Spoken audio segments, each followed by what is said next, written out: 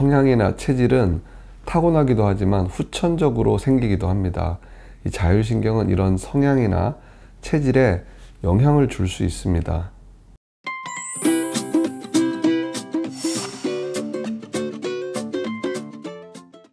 제가 한의학적 치료에 대해서 언급을 몇 번 했더니 저희 채널의 신경외과에서도 침 치료를 하느냐는 질문을 하시는 분들이 종종 있습니다. 어떤 면에서는 신경외과는 정말 한의학적 치료와 정반대에 있는 과목입니다. MRI에 보이는 신경을 압박하는 구조를 제거해주는 신경에 대한 수술이 신경외과의 대표적인 진료 분야이기 때문입니다. 물론 신경의 기능적인 문제에 대해서 치료하는 정의기능 신경외과 분야도 신경외과의 영역 중 하나이지만 객관적으로 입증된 근거나 팩트를 기반으로 진단과 치료 결과를 논하기 때문에 신경외과 의사가 침 치료를 한다는 것은 사실 상상이 잘 안 되는 상황일 수 있습니다. 물론 의사가 침 치료를 하는 것 자체가 합법적이지 않기도 합니다. 하지만 저는 침 치료를 하지도 않고 할 수도 없지만 제가 주로 진료하는 영역인 자율신경계 문제에서 한의학적 치료의 효과에 대해서는 나름의 믿음을 가지고 있기 때문에 저희의 네트워크 1호점인 파주 운정신도시 연세오상병원에 한방진료를 함께 해보시기를 적극 권장했었습니다. 의료법상 의원은 한의사를 채용할 수 없지만 병원은 한의사와의 양한방 협진이 가능하기 때문이기도 합니다. 이번 영상에서는 이 한의학과 연관이 좀 있을 수 있는 체질에 대한 이야기를 해보려고 합니다. 이 체질이라는 말은 우리가 일상생활 속에서도 흔히 사용하는 표현이기도 한데요. 예를 들어 허약한 체질이다, 민감한 체질이다, 또는 체질이 변했다 등의 표현을 쓰는데 이 사전상 체질의 의미는 개개인이 가진 육체의 고유한 생리적 성질이나 건강상의 특징을 의미합니다. 이 체질이라는 단어는 민간의학이나 대체의학 또는 한의학적 치료와 잘 어울리는 용어이긴 하지만 자율신경 실조증 치료 과정에 체질이 변하는 것 같다는 흥미로운 표현을 하시는 분들도 종종 있어서 과연 자율신경의 문제와 체질이 어떤 연관성이 있는지 한번 알아보겠습니다. 사람의 성향을 혈액형으로 A형, B형, AB형, O형 스타일로 나누어서 이야기를 하시는 경우가 있습니다. 물론 재미삼아 하는 말일 수도 있지만 가끔 의외로 그럴듯한 경우가 있는 것 같지 않으세요? 과학적으로 입증이 명확히 되지는 않았지만 터무니없는 말은 아닐 수 있다는 의미입니다. 이와 유사하게 태양인, 소양인, 태음인, 소음인이라는 표현도 들어보신 적이 있으실 것입니다. 바로 사상체질의학에서 체질을 4가지로 분류해 놓은 것입니다. 사상체질의학이란 조선 말인 1894년에 동무 이재마 선생이 창안하신 분야이고요. 간략히 설명드리면 인체를 체형이나 성격, 성향 등을 종합적으로 분석을 해서 4가지 체질로 나누어서 같은 질환이라도 체질별로 다르게 치료를 해야 하고 체질에 따라서 권장하는 음식이나 생활 습관도 다르다고 합니다.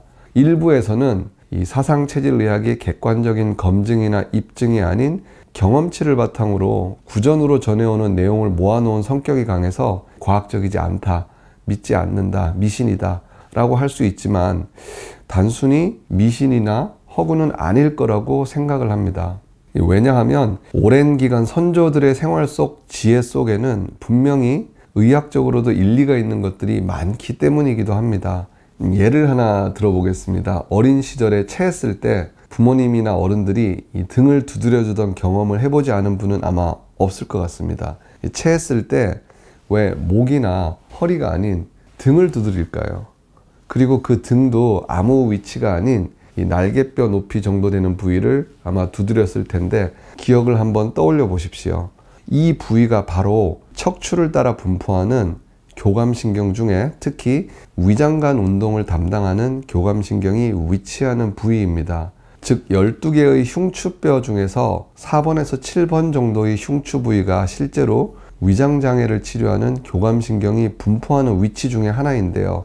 여기를 두드려 주면서 척추 주변 근육의 긴장을 이완시켜 주는 것이, 즉 긴장을 유발하는 교감신경의 항진을 줄여주는 것이 바로 선조들의 생활 속에서 얻은 지혜이자 의학적으로도 일리가 있는 내용이라는 것입니다. 제가 잘 알지도 못하는 사상 체질의학에 대해 말씀을 꺼낸 이유는 자율신경의 치료가 일반적인 신경과나 신경외과의 신경치료와는 조금 다른 면이 있는데 그 어디에도 그런 차이에 대해서 알려주는 곳이 없기도 하고 여러분과 함께 고민해보자는 의미이기도 합니다. 그리고 저희 채널의 구독자가 늘어나면서 댓글도 점점 다양해지고 가끔 정말 의미 있는 글들을 써주시는 분들도 있다 보니 이 사상체질, 자율신경이라는 흥미로운 주제에 대해서도 제가 화두를 던져보는 것입니다. 이 영상의 댓글을 통해서도 관심 있는 분들이 정보나 지혜를 얻을 수도 있고 함께 소통할 수 있는 공간이 될 수 있을 거라 생각합니다. 오늘 말씀드리고 싶은 부분은 자율신경 실조증을 치료하다 보면 일정 부분 이 성향이나 체질이 변할 수도 있는 것 같다는 것입니다. 자율신경 치료를 하다 보면 환자분들께서 조급하고 화도 잘 내고 욱하고 긴장을 잘하던 성격이 한 몇 개월 지나면서 차분해진다는 이야기를 종종 많이 하시는 것 같습니다. 특히 상열감이나 감정 홍조로 치료하시는 분들에게서 좀 더 두드러지는 변화인 것 같습니다. 이 조금만 스트레스를 받거나 당황하는 순간에 가슴이 두근거리면서 얼굴로 열이 치밀어 오르거나 때로는 화가 치밀어 오르는 순간들이 점점 줄어들어 간다는 표현도 자주 하십니다. 그리고 이 무기력하고 우울함이 많으셨던 분들 중에서도 서서히 의욕이 생기고 활력을 찾게 되는 경우도 있는 것 같습니다. 개인적으로 이 전자는 교감신경이, 후자는 부교감신경이 오작동을 해서 나타나는 이 성향이나 체질일 수 있고 이 둘로 이루어진 자율신경의 균형과 조화가 회복되면서 이 성향이나 체질도 변한다고 생각합니다.